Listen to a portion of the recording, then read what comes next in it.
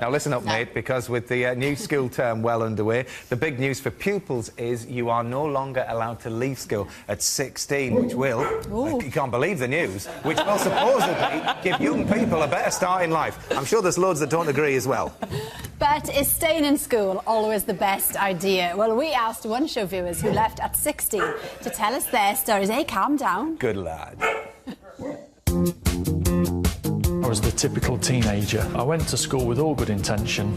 I was easily led. I was bored, really didn't know why I was there. I just didn't know what I was going to do. I came out of school on that last day, no plan. I grew up in a very traditional household. My father went out to work and provided for us all, and my mother stayed at home. The prevailing attitude very much was that girls leave school at 16, we get a job and then we'll get married and have a family. I don't think I really ever started education, to be honest. I wasn't that bad at school, but I was just never engaged. My great passion was always football, so up to the age of 15 I was always going to be a professional footballer, so I didn't need maths lessons at school.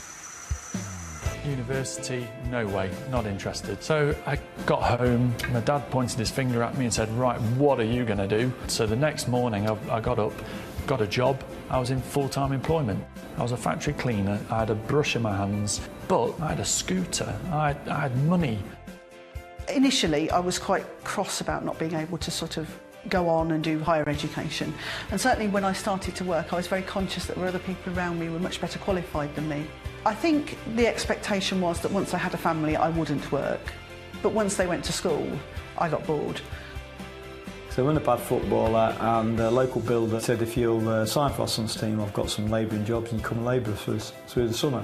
So I suddenly became very, very focused on the brickwork and on the apprenticeship, and I got a certificate to say I can lay bricks the same as everyone else, and so I wanted to get out in the big wide world and earn some more money.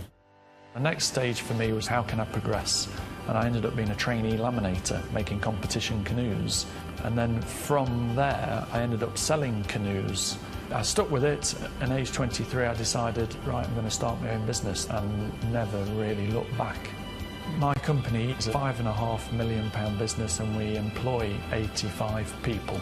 We're a Formula 1 supplier, so we make beautiful parts that go racing every fortnight all the way around the world.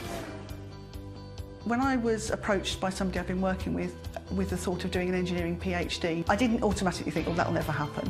And I've just finished my PhD and very hopefully be a Doctor of Engineering. And it's really exciting. I had a fancy car with pop-up lights, and I took it into a local garage and swapped it for 2,000 quid in a van. So we started off as a two-man operation, and now we just celebrated our 25th year in business, and I've got 200 vans. And thank you to Graham, Steve and Sarah.